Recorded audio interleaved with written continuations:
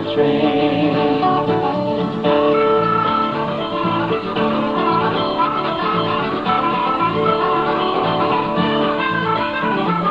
Trains can take us anywhere, over mountains and through the plains. We can go anywhere, anywhere on a train.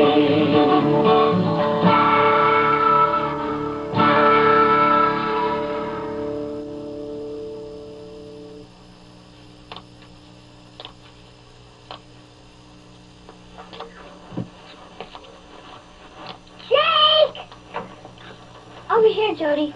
What's in the box? I don't know. Grandpa sent it just for us. I wonder what it is. I don't know, but Mom said we can open it up. Let me help. Oh, look, Jody! Toy trains. Wow! Look at all this stuff. There's even some pieces of track.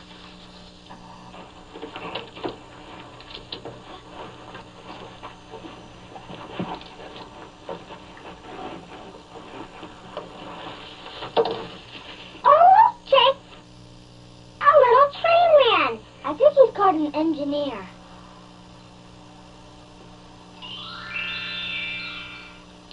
Look, Jody, he's waving hello. And look, there's some books and magazines about trains. Let me see. Look how many different kind of trains there are. They're all different colors. And look, this one's making smoke. How come they don't all make smoke? I don't know, but Grandpa would know. He knows all about trains. He lives so far away, we hardly ever get to see him. And then maybe next time he visits, he can take us to see some trains. But how? There aren't any trains around here. Only these little toy trains. We must try to put this stuff together and make a train of our own.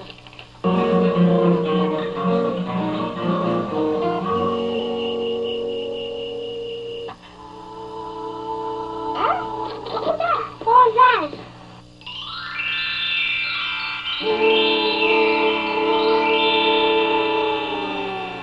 Cool. Let me see. It looks like that little toy engineer. Are you an engineer? Whoa. Excuse me. I'm a little bit stiff for being little so long. Boy, sure does feel good to be big again. Now, what was that you said? Are you an engineer? Yes, sirree. Smokey Jones is the name, and who might you be? I'm Jake, and that's Jody. Well, hello, Jake. Hello, Jody. Pleased to make your acquaintance. Now then, what can I do for you? We have this train with this train stuff our Grandpa sent us. Yeah, we're wishing we could go see some real trains with us. Oh, train fans, huh? You like trains, do you? Sure. We love trains, Mr. John. But we never get to see any. We'd like to learn all about trains. Well, trains are certainly wonderful things. Indeed they are. And it's grand that you love trains and want to learn all about them. And do you know what? What? I might just be the fella who can help you out. Yeah? Oh, I think so. But how? There aren't any trains around here. There's some old train tracks, but the trains don't come through anymore. Well, that's probably true. There are lots of tracks and stations that aren't used anymore because, well, people get around in their automobiles now when they used to ride the rails. But today is special. It is? Yes, sirree. Today you've met Smokey Jones, and I might just have some magic that can transport you to my world of trains. You do? We're going to see trains. Wow, let's go, Mr. Jones. Follow me, Smokey. All aboard! Yay! Next up, the magical world of trains.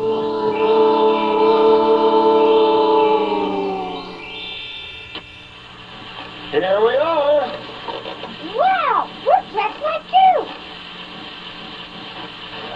Look at all the trains. And the bridges. And the tunnels. Hey, let's go exploring, shall we? Yeah!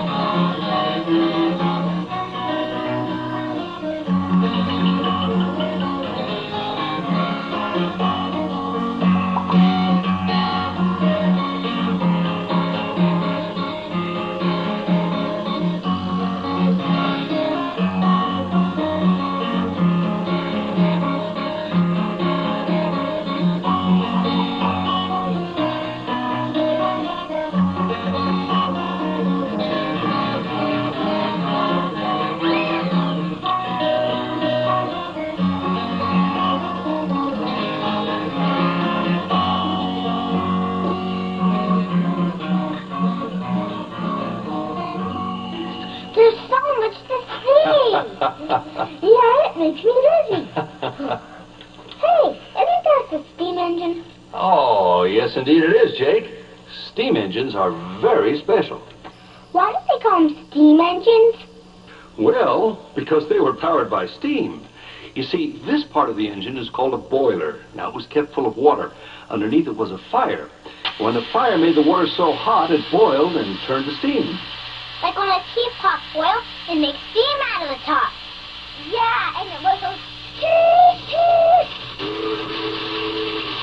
That's the steam pressure that makes the teapot whistle, and the same pressure made the engine's whistle blow. Most of the steam went to pistons, which moved rods to make the wheels turn. How did they make the fire? They used to burn wood or shovel coal into the firebox. The engine carried its wood or coal in a tender that ran behind it. Nowadays, instead of burning wood or coal, the restored steam engines burn oil. Is that where all the smoke comes from? That's right, Jody. The smoke from the fire comes up out of the engine smokestack. It can be very sooty, though it's exciting to watch. Were there different kinds of steam engines? Oh, my, yes, many different kinds. The really old-fashioned ones were made of the metal iron. The Indians used to call them the iron horse. Then came bigger, more powerful engines made of steel. They could pull long trains great distances. That one looks really big and fast. Yes, sirree. It can go as fast as a car on the freeway, and it weighed over 1 million pounds. How much is that? Well, let's see. It was heavier than 200 giant elephants. Cool. So the engines kept getting bigger and better? Yes, new metals made them more streamlined, too. But there are only a few steam engines still running. What happened? Slowly, steam engines were replaced by the new, more efficient diesel locomotives. A diesel? Is this a diesel locomotive here? Right you are, Jody. Why are they called diesels? Good question. They were invented by a man named Rudolf Diesel, and they burned diesel fuel. Like buses and trucks? Exactly. Diesel fuel is a lot cleaner to burn than the wood or coal or oil used in steam engines. Since the diesel locomotives don't puff lots of smoke, they don't make as much air pollution. And the diesel engine is a very powerful engine. A single engine could pull up to 55 freight cars. Look, that train has 3 engines. Very perceptive, Jody. The trains today are so long and heavy that it takes several locomotives to pull them. With more engines sharing the load, it's easier to climb mountains and to go very fast. How fast do they go? Oh, maybe 70 miles per hour or more. Wow! My mom only drives 55 on the freeway, and I think that's fast. Let's watch some diesel locomotives run.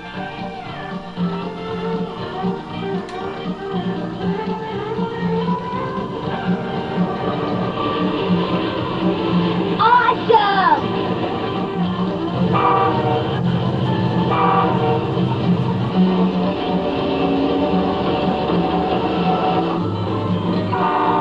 That one went really fast. It's because trains are fast and safe that people like to use them for traveling and transporting all kinds of things.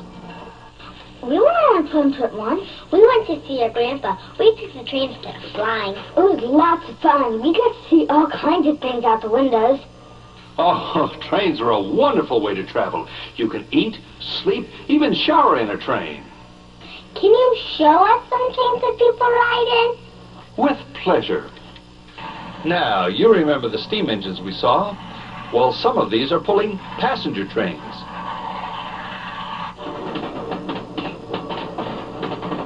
Suitcases are carried in baggage cars, and the passengers sit in coaches. And look out the windows!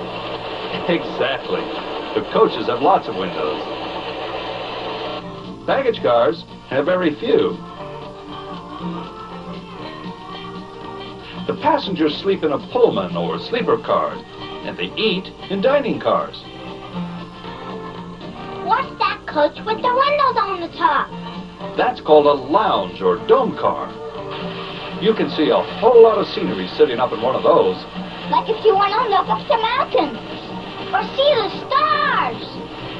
And sometimes the end of a passenger train will have an observation car. You can sit and watch the tracks behind the train. There sure are lots of neat places to sit and look out of a passenger train. When we went to our grandpa's, we rode an Amtrak train. It looked like that one. Amtrak services all the major passenger train routes. Used to be that all the railroads had passenger trains, and they had wonderful names, like the Super Chief, or the Daylight. When airplanes and cars became popular, people didn't ride the trains quite so much, so the big railroads stopped running their passenger routes, and Amtrak took them over. These days, if you take a train trip in America, you'll most likely ride a silver Amtrak train. Some of these trains aren't made up of coaches. These diesels are pulling other kinds of cars. Well, those are called freight trains. What is freight? Oh, well, freight can be almost anything. Why, there's gasoline in tank cars and coal and hopper cars and, containers from big cargo ships. And, well, there's crates and box cars and truck trailers on flat cars. And there's even... Hey, Smokey, slow down. I'm getting dizzy again. Sorry. It's easy to get carried away when I'm talking about freight trains. So the possibilities are endless. Tell us some more about them, Smokey. Well, you talked me into it. But first, let's talk about the freight yard. Now, that's where the trains are put together.